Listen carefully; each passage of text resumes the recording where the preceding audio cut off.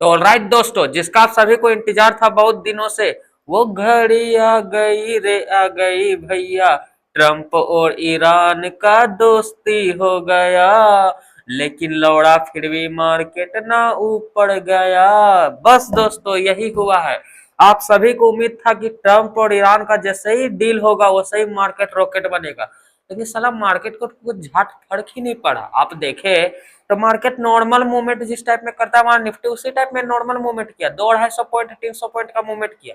BTC में तो घंटा कोई फर्क नहीं पड़ा। बीटीसी आप देख लीजिए, उसका आप 5 मिनट का फ्रेम मत देखिए, आप उसका 1 आवर 1 डे का देखिए, कोई बीटीसी में खास मूवमेंट नहीं है। तो ऐसा हुआ क्यों? जबकि डील को तो सब लोग का उम्मीद था कि डील होगा जैसे ही वैसे ही मार्केट पूरा हुमच के ऊपर जाएगा, रॉकेट जाएगा, निफ्टी 26 पार कर जाएगा। ये लड़ाई तो 24 को नहीं तोड़ पाया। ऐसा कुछ तो कारण होगा, नहीं हो रहा। क्या ये डील हुआ है या नहीं हुआ है? और अगर डील हुआ है तो फिर मार्केट ऊपर क्यों नहीं जा रहा है? यही सबसे बड़ा कारण। तो आज हम आपको यही बताते हैं कि ये ट्रम्प और ईरान का जो डील हुआ है, इसमें क्या हिडन है कि जिसके कारण मार्केट ऊपर नहीं गया। सबसे बड़ा यही कारण है। चलिए मैं आपको बताता हूँ एक एक करके। तो जो सबसे बड़ा कारण है ना गाइस, ये डील जो हुआ है और मार्केट ऊपर नहीं गया है, तो मैं आपको सबसे बड़ा कारण बताता हूँ। तो सबसे पहले तो मैं आपको ये बता देता हूँ कि ये कारण क्या है मार्केट को ऊपर नहीं जाने का। तो सबसे बड़ा कारण है ट्रम्प। ट्रम्प ने इस डील को लेकर बहुत ज्यादा हाइप शुरू से ही बनाया लगा था। हाइप बना रहा था कि आज डील होगा, कल डील होगा, कल डील होगा, और इसी लोग में मार्केट ऊपर जा ही रहा था। जितना उसको ऊपर जाना था वो चल चुका था। लेकिन ये डील जो था ये प्राइस इन था, मतलब कि पहले से मार्केट को अंदाजा था कि ये डील होगा। ज्यादातर लोगों को नहीं था, क्योंकि सारा सबको लगता था ट्रम्प फिर से पलट जाएगा, क्योंकि ट्रम्प का जवान का और घोड़ा के लात पर, मतलब हम कुछ और बोलना चाहते हैं, आप समझ जाइए। ट्रम्प का जवान का और घोड़ा का लात का लार किसी को भरोसा नहीं है, ठीक है। तो सीधा सा यही बात है। डील प्राइस इन था, इसलिए मार्केट ने इसे कुछ ज्यादा सेलिब्रेट नहीं किया।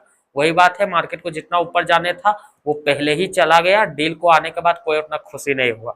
उसके बाद जो सेकंड कारण है, ये डील कंफर्म डील नहीं है। इसमें सबसे पहले आपको बता देता हूं, आप लोग सोच रहे हैं ये डील एकदम कंफर्म हो गया, आप तो लड़ाई हो ही नहीं सकता है। ये एक एमओयू है। सीधा सीधी आपको मैं ये बताता हूँ कि एक एक टाइप का ढांचा है। इस ढांचे का एक टाइप का ये पिलर बना है, ठीक है। इस पिलर के आधार पे आगे का मकान बनेगा।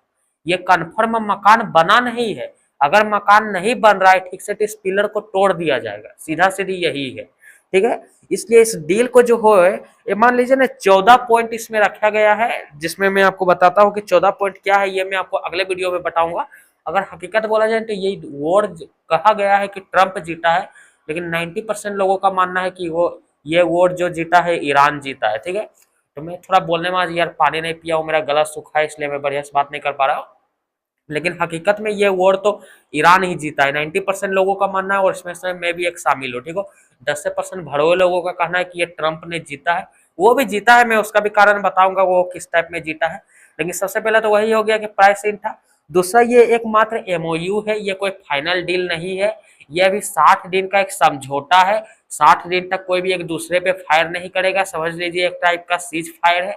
सीधा सीधी 60 दिन में इस डील को लेके और भी बहुत, मतलब इसमें से जो भी 14 पॉइंट है उसको रख के डील किया जाएगा, और तब एक फाइनल एग्रीमेंट बनेगा, उसे डील कहा जाएगा। ये बस एक ढांचा है, इस ढांचे के आधार पे आगे का वॉर बनेगा, ठीक है, मतलब आगे का नियम बनेगा। दूसरा क्या हो गया है, ब्रेंट गाइस, सबसे बड़ा दिक्कत किया है ब्रेंट। क्रूड ऑयल को सबको उम्मीद था कि हुमच के क्रूड ऑयल गिरेगा, मतलब कि $100 से मार्केट और $100 प्लस ही क्रूड चल रहा था। सबको लगा कि अचानक $65, $60, $50 पे आ जाएगा। मादरचोद, $50 तो क्या $80 आया, $17 नहीं आया। 78, 76, लास्ट हमको लगता है 74 आया, मैंने देखा था उसे। तो 70 से भी नीचे नहीं आया। सबको लगा क्रूड क्रेश कर जाएगा, लेकिन ये क्रेश नहीं किया। ये नॉर्मल, मतलब एक टाइप का क्रैश नहीं किया है। ये सबसे बड़ा है ना, ये क्रैश नहीं किया, बस गिरा है। गिरा है, क्रैश नहीं किया, सबसे बड़ा यही कारण है। और सबको उम्मीद था कि क्रूड ऑयल तो ऐसा गिरेगा कि आज तक वैसा नहीं गिरा है, लॉकडाउन जैसा गिरेगा, जो कि नहीं हुआ। और ये भी बहुत बड़ा कारण है मार्केट को ऊपर ना जाने का। अब गाइस, ये सब जो मैंने आपको कारण बताई है तीन, ये आप लोग को भी पता होगा। मैं आपको रियलिटी बताता हूँ, ये 90% लोगों को पता होगा जो भी ट्रेडिंग या स्टॉक मार्केट में रहते हैं। अब इसमें से जो सबसे बड़ा कारण है ना, जो अभी मैं आपको बताने जा रहा हूँ, चौथा पॉइंट, इसने मार्केट को उठने नहीं दिया।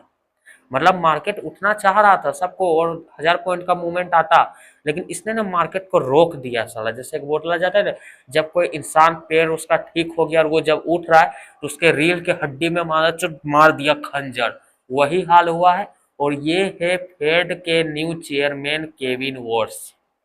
सबको उम्मीद था कि केविन वॉर्स कुछ हो जाए इस बार तो रेट कट करेंगे या फिर सिग्नल तो लौड़ा देंगे ही कि रेट कट होगा भैया फ्यूचर में, लेकिन उल्टा हुआ गाइस।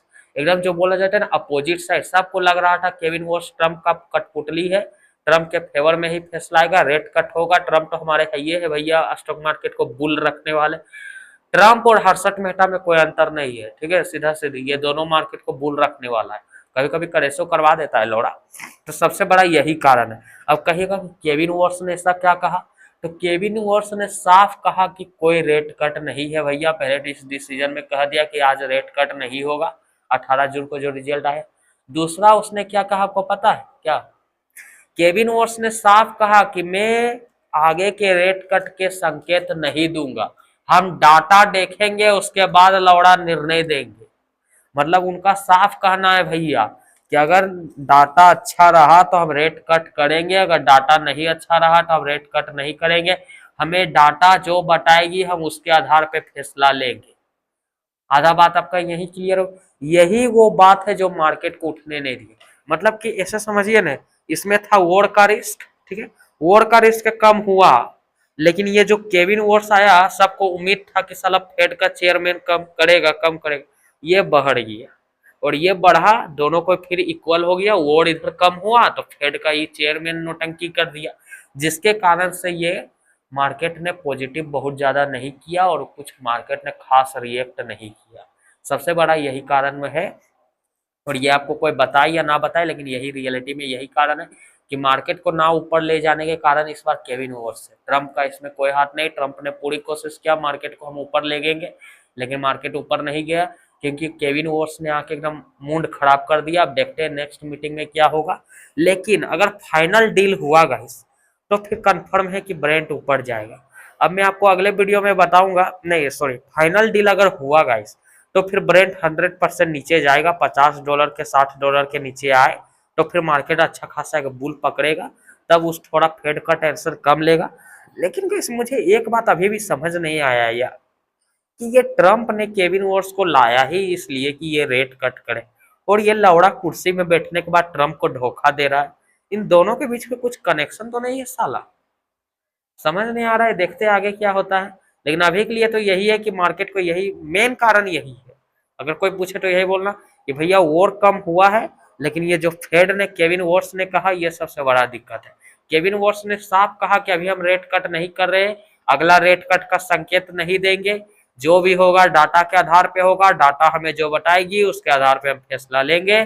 तब तक के लिए आज डीके का बाय बाय, कल मिलते हैं नेक्स्ट वीडियो में कि ईरान ने क्या जीता, ट्रंप ने क्या हारा, ट्रंप ने क्या जीता, ईरान ने क्या हारा।